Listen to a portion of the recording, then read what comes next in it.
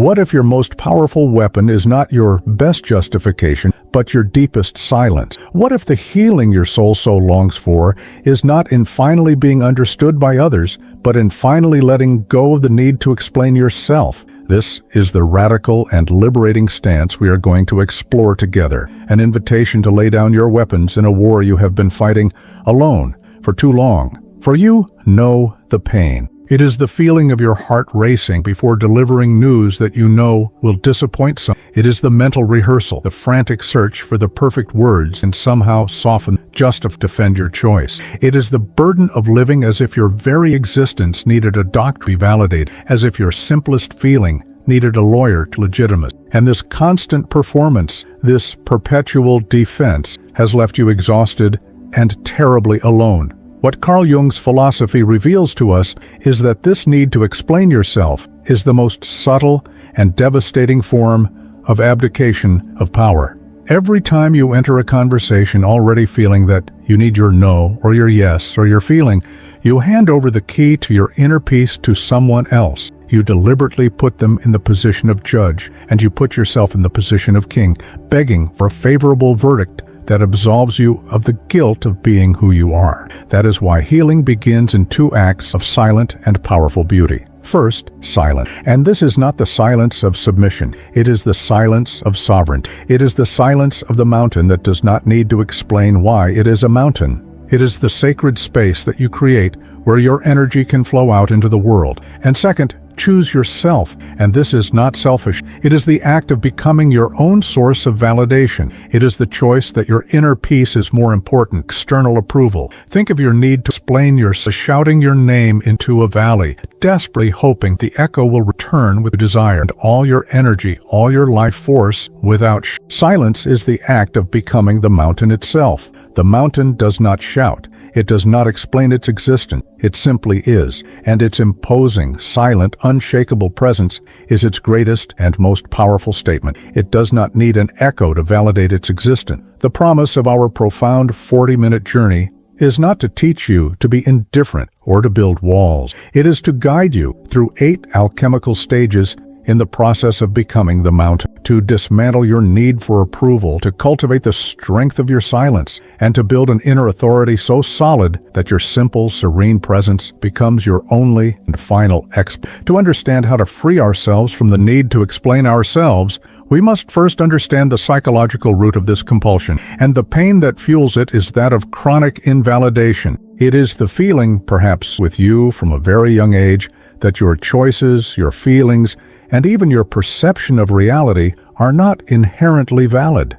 It is the belief that they need a stamp of approval, a validation from an external authority, so that they can finally be considered real or right. And this relentless search for validation keeps you in a state of constant anxiety and doubt. What is happening here, in the language of depth psychology, is that you live with an externalized locus of authority. In our childhood, in order to survive and to be loved, we all learn to locate the source of what is right and what is wrong outside of ourselves, our parents, our teachers, and our authority. The problem is that in adulthood, many of us never bring that authority back home. And through the mechanism of projection, we continue to place this authority figure in our partners, our bosses, our friends, and society at large, seeking from them the approval we once sought from our parents. And here is the revelation that can begin to change your perception of your own action. When you find yourself exhaustively explaining your reasons to someone, more often than not, you are not explaining your actions so that the other person understands. You are unconsciously asking for permission to be who you are. It is a regression to an infantile state, a plea for the projected authority figure to tell you, yes, you have the right to feel this way. Yes, you have the right to make this choice. You are valid. In order to begin bringing this authority back home, I invite you to do an exercise in Judge Identify. The next time you feel the compulsion to explain yourself, to justify, pause for a close your eyes and ask yourself with complete honesty, to whom, in my mind, am I really directing this defense? Is it the real person in front of me? Or am I actually speaking to my mother's voice in my head, my father's voice, an old teacher's voice, or a former partner's voice who criticized me. Identifying the original voice of your inner judge is the first and most powerful step in neutralizing authority over you. Think of your soul as a vast, rich, sovereign country. Your need to explain yourself to others is as if the elected leader of that country needed the approval of a neighboring nation's parliament in order to make every internal decision. It is a betrayal of your own sovereignty. It is an act that weakens your own government and hands over your most precious power into the hands of a foreign authority. Healing begins with your declaration of independence. The second truth we need to confront is the immense hidden cost of the need to justify ourselves. And the pain we feel here is that of inexplicable exhaustion. It is that feeling of reaching the end of the day chronically drained, scattered, and without weight or presence, even though you have not made any great physical effort. It is the feeling that your life force is constantly leaking out of you, leaving you weak and without energy for your own project, for your own desires, for your own life. What is happening here is a process of great cost, both for your brain and for your psyche. The act of constantly justifying yourself keeps your brain in a state of alert, in beta waves, anticipating attacks and formulating defenses, which is neurologically exhausting. And in Jungian terms, what you are doing is allowing a constant leak of your libido. Remember, for Jung, libido is not just sexual energy, but your total life energy. And every time you explain yourself, you are using this precious energy not to build your life, but in a futile attempt to manage others' perception of. And here lies the breach of expectation that connects your fatigue to your feeling of invisibility. Your invisibility in the world, the feeling of not being noticed, of not being taken seriously, is a direct result of this energy leak, an energy that is everywhere, trying to fix, please, justify, and defend itself, has no center, no density, no gravity.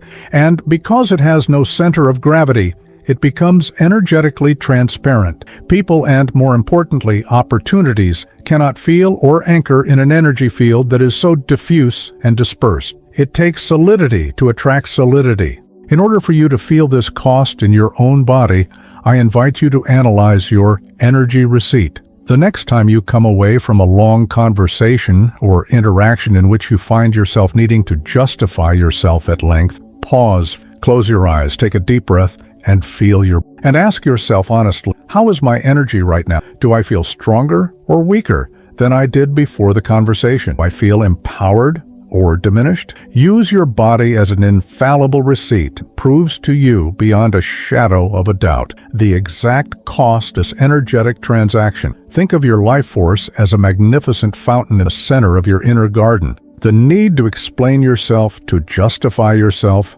creates hundreds of tiny, invisible cracks in the base of this fountain. And your precious water, your energy, instead of gushing upward, a strong, focused, and beautiful stream, leaks in all directions, creating only a weak fountain and a large wet floor. Silence and self-validation are the acts patiently sealing each of these cracks, allowing the internal pressure to build up so that your energy can finally burst forth into the sky with all its strength. Now that we have diagnosed the root of our need to explain and the energetic cost it has, we enter the first stage of healing, the practice of silence. And the first pain that arises here is the anguish of emptiness. It is the fear and immense discomfort that silence can generate in a conversation. It is the almost physical compulsion to fill every pause, every second of stillness with more words, more justification, anything to avoid the awkwardness, the tension, or the possible disapproval that we project into that empty space. What we need to understand from an alchemical perspective is that silence is not empty. It is a container. It is what the alchemists called the vase, the sacred vessel, where transformation can finally happen. By refusing to fill the space with your explanations, you create a power vacuum, and this vacuum forces the other person to confront their own projections, their own expectations, and their own anxieties, rather than psychologically relieving themselves at the expense of their energy and self-justification. And the revelation that turns the power game around in any interaction is this: when you stop explaining yourself, you stop leaking energy and start accumulating power. Your presence, which was previously diffuse, begins to become denser or solid. In your silence, the other person does not find the reaction that their ego expected, the justification they could attack, or the submission that would validate you, and they are forced to step back, look inside them, to understand what is happening. And while they are in this process of internal confusion, you remain in your center, calm, observant, and sovereign. To begin to feel the power of this in practice, I invite you to a challenge, the practice pause. In your next conversation, especially with someone who usually triggers your need to explain yourself, prepare yourself. And the moment you feel the impulsion, do one thing: stop. Take a deep breath, filling your abdomen with, and instead of talking, just observe the other person. Offer a or a slide. That's it. And then feel it. Feel the shift in the dynamic of the space between you. Power that was once leaking out, now building up inside you. Think of the dance of energy, a conversation, game of The amateur, when feeling pressure, moves his most powerful piece, the queen, in a hasty and reactive manner, often handing it to his opponent on a silver platter. The chess master, however, understands the power of the pause. Silence is not a retreat from the game. It is the move of a master. It is the moment when he sits back, calmly surveys the entire board, and allows his opponent, in his anxiety, to reveal his true strategy before he makes his move.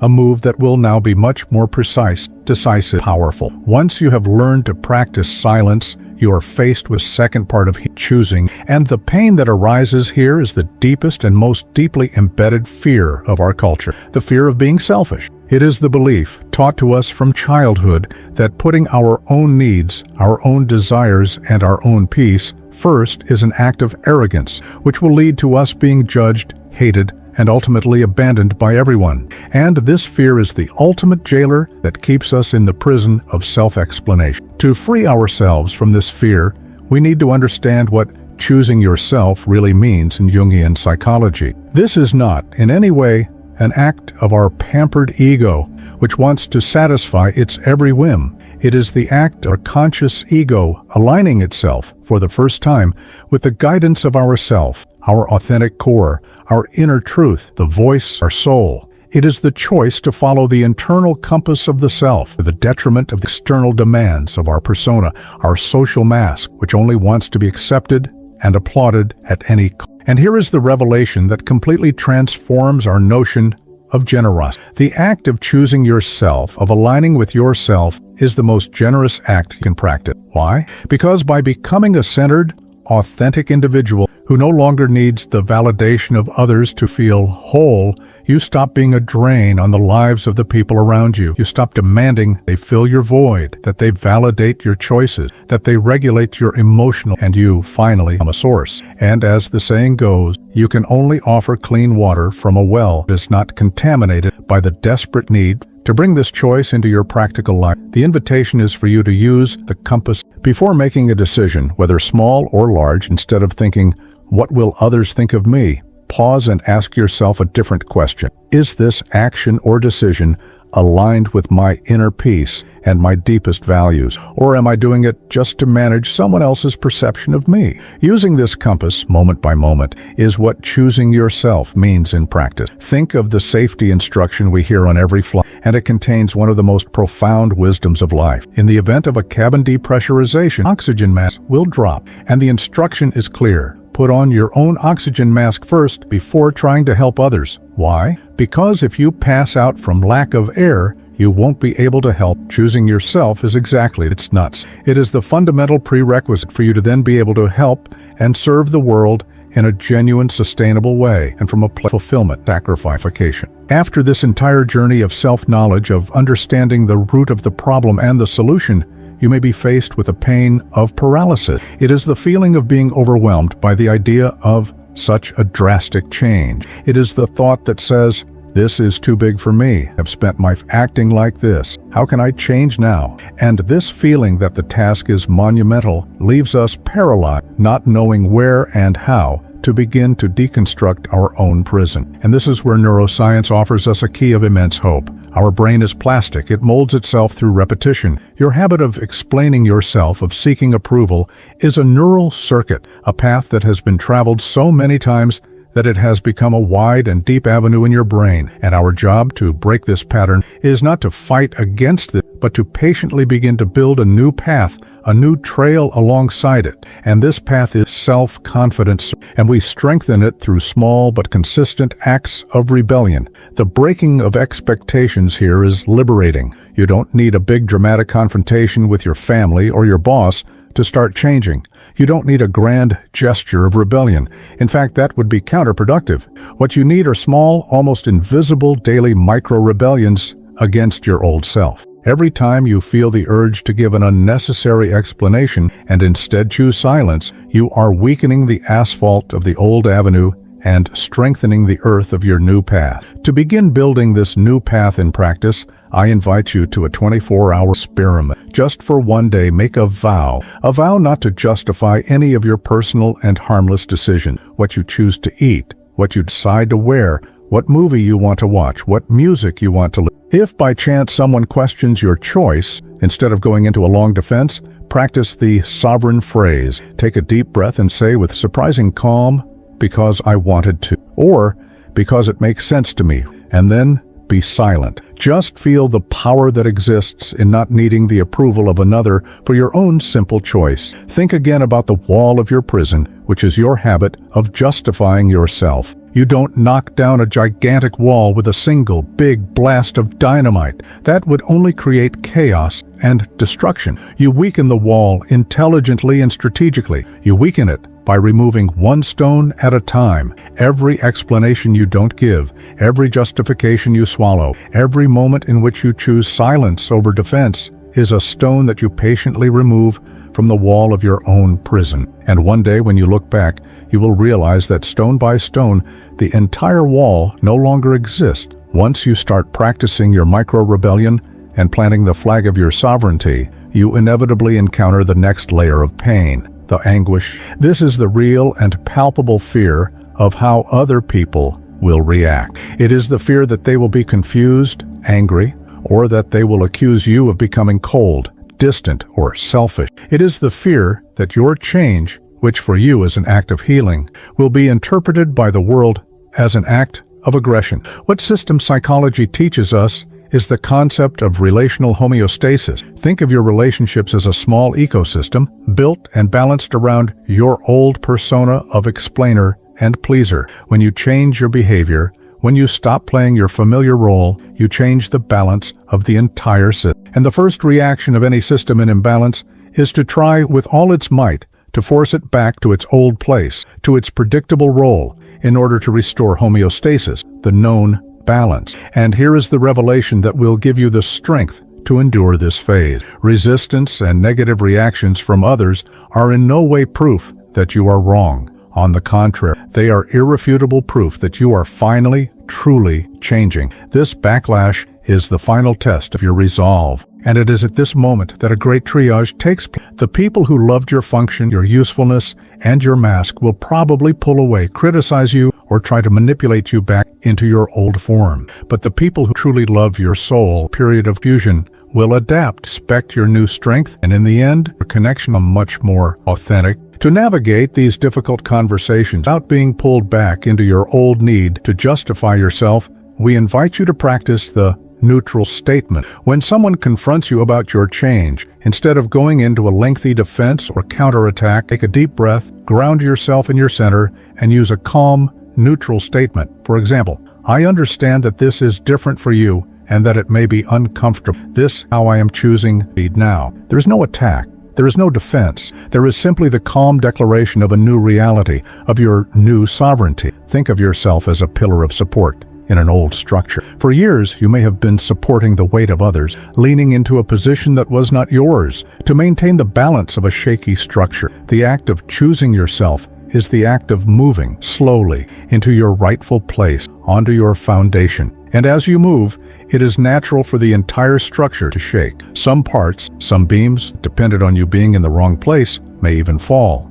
But the structure only becomes truly solid, secure, and capable of rising even higher when each pillar occupies rightful. After going through the fire of disintegration, purification, and external conflict, the journey leads us to its most precious gift. But in order to receive it, we must first acknowledge the pain of not knowing it. It is the pain of a lifetime, lived under the constant noise of anxiety, of the anticipation of judgment, which is so normal to us that we cannot even imagine what it would be like to live without it. It is like a fish does not know it. We do not know what peace is, because the inner war has been our only state of. What happens at a deep level as a result of all this work is the establishment of a new and solid relationship between your ego and yourself. A direct line of communication, what Jungians call the ego-self axis, is finally restored and strengthened. Your conscious self stops operating alone, scared and defensive,